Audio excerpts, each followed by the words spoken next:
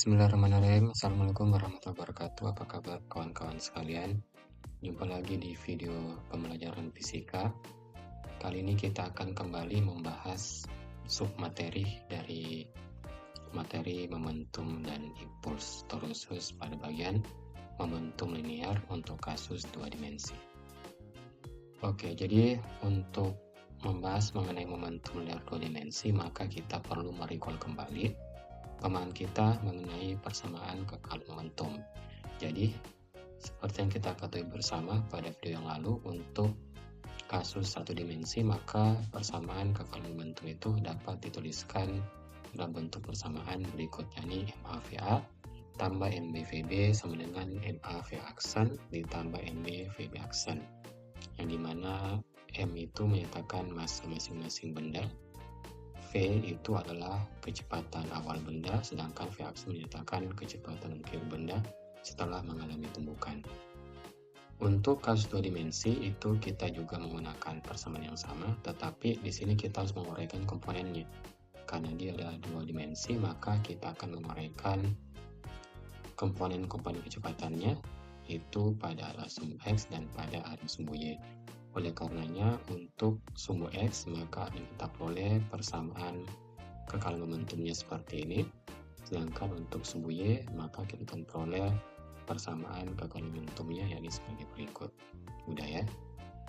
Oke.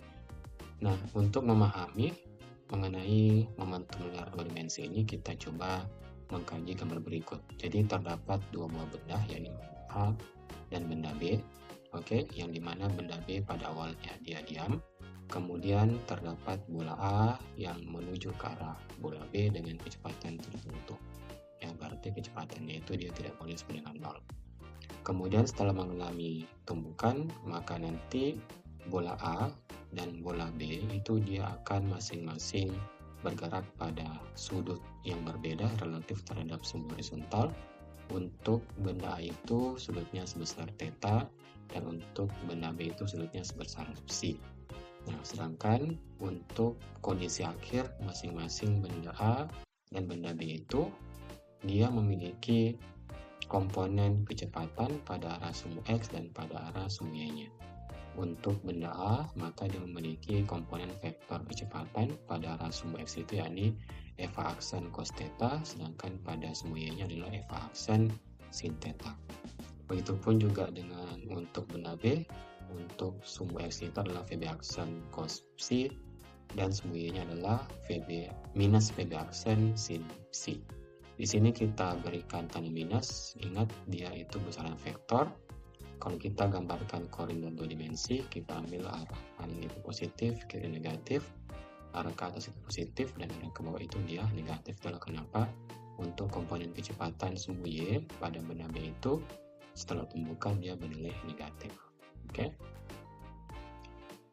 Dari sini maka kita akan melihat komponen-komponen pada arah sumbu X dan sumbu Y-nya, lalu kita akan terapkan di persamaan hukum kekal momentum 2 dimensinya.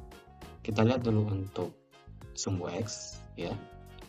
Sebelum tumbukan, maka benda yang diam itu hanyalah benda B, oleh karenanya dia dapat 0 di sini. Tetapi benda A-nya dia tidak 0, kenapa? Karena dia bergerak dengan kecepatan tertentu sebesar VA. Oleh karenanya pada arah sumbu X berlaku MA/VA ditambah 0. Pada saat setelah tumbukan, kita lihat kita hanya mengambil komponen pada arah sumbu X-nya saja, yakni Eva aksen cos theta, kemudian ditambahkan dengan VB aksen cos psi. Maka kita peroleh persamaan hukum kekekalan momentumnya pada arah sumbu X. Dengan analisis yang sama pada arah sumbu Y itu, maka akan melihat persamaan berikut ya. Jadi terlihat sebelum tumbukan benda A dan benda B itu dia terus untuk benda A dia hanya bergerak pada arah sumbu X, tetapi dia tidak bergerak pada arah sumbu Y maupun Y positif atau Y negatif. Itulah kenapa komponen pada arah sumbu Y-nya itu masing-masing untuk kedua benda A dan B yakni bernilai 9. Kemudian setelah tumbukan kita lihat untuk benda A dia ke arah atas, maka komponen kecepatannya pada arah sumbu Y itu adalah V aksen sin theta, dan untuk benda B, komponen kecepatannya pada arah semu Y itu adalah minus VB aksen sin psi. Oke. Nah, sampai di sini sekarang kita coba mengaplikasikan untuk mengerjakan latihan soal berikut. Jadi terdapat dua buah benda bermassa sama, itu dia saling bertemukan sesuai gambar berikut. Kita disuruh untuk mencari berapa kecepatan akhir masing-masing benda dan berapakah besar sudut simpangan benda kedua, AB, itu relatif terhadap sumbu X, ya, psi. Di sini kita diberikan informasi awalnya itu untuk kecepatan bola A, yakni 3,5 kali 10 pangkat 5 meter per sekon. Kemudian benda B-nya dia diam. Terus ketika bertumbukan ternyata benda itu dia mengalami simpangan dari sumbu horizontalnya, yakni sebesar 37 derajat. Oke, jadi langkah pertama itu adalah kita lihat dulu komponen momentumnya pada arah sumbu X. Ini memakai persamaan tadi, kita tulis ulang di sini ya. Maka kita peroleh bahwa VA sama dengan V aksen cos theta ditambah VB aksen cos psi. Oke, karena benda masing-masing sama, berarti bisa kita coret variabel massanya. Oke, apabila kita masukkan informasi diberikan pada soal, yakni VA-nya sebesar 3,5 kali 10 per 5 meter per sekon, lalu sudut tetanya sebesar 37 derajat, maka kita peroleh persamaan berikut yang diberi nama persamaan. Selanjutnya kita lihat lagi komponen pada arah sumbu Y-nya. Oke, sumbu Y-nya seperti ini. Kemudian kita berulang sehingga kita peroleh persamaan kedua, ya. Kita masukkan besaran dari sudut tetanya saja, yakni sebesar 37 derajat.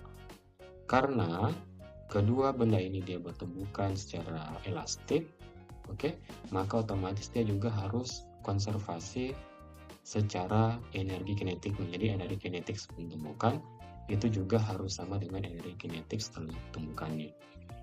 Kemudian yang kedua, karena massanya masing-masing sama, maka yang tersisa itu hanyalah sebagai berikut: FA kuadrat tambah FA aksen kuadrat tambah FB aksen kuadrat. Oke.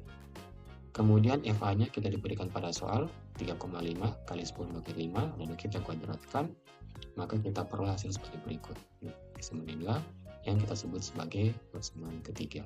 Jadi kita sudah memiliki 3 buah persamaan dari hasil pencabutan komponen-komponennya serta menggunakan konservasi dari energi kinetik.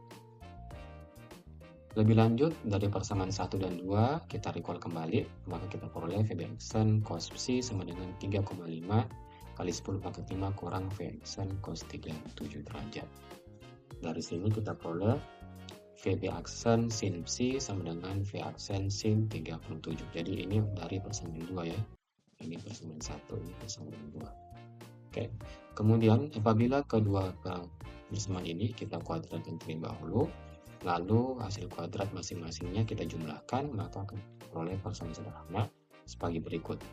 Nah, dari sini kita harus mencari berapakah nilai V aksen supaya hasilnya sama dengan 0. Terlihat kita punya dua solusi. Yang pertama, V aksennya itu bernilai sama dengan 0. Kalau ini 0, maka semua pasti akan bernilai 0. Tetapi dari makna fisis kita tidak menginginkan hal tersebut. Kenapa? Karena setelah tumbukan itu benda A-nya itu dia bergerak, dia tidak diam. Oke, oleh karenanya solusi FA aksen 90 itu dia tidak memenuhi. Maka yang harus bernilai 0 adalah suku yang berada di kurung. Oleh karena itu, apabila ini kita jabarkan suku yang berada di dalam kurung, berarti V aksen sama dengan 5,59 kali 10 pangkat 5 dibagi 2, maka kita peroleh FA aksen sama dengan 2,80 kali 10 pangkat 5 sekon. Kemudian kita lihat lagi dari persamaan 3, hukum kekalan energi kinetiknya. Oke, aksen kuadrat tambah VB aksen kuadrat sama dengan 1,23 kali 10 per 11 meter kuadrat per sekon kuadrat. Oke, dari sini maka kita bisa menentukan berapa kecepatan akhir dari benda B-nya. Karena kecepatan akhir dari benda A yang kita dapat ini sebesar ini. Lalu kita substitusikan ke persamaan ini, maka kita peroleh VB aksennya sebesar ini, 2,12 kali 10 per 5 meter sekon. Adapun untuk sudutnya, kita bisa gunakan persamaan kedua, ini tadi. Lalu sin theta sama dengan VA aksen sin 37 dibagi VB aksen, atau psi sama dengan 53/4. Oke, kalau begitu sekian informasi singkat mengenai materi momentum, terkhusus membahas momentum linear polimerik. Kalau kalian punya pertanyaan, silahkan tuliskan di kolom komentar. Sekian untuk video kali ini. Assalamualaikum warahmatullahi wabarakatuh.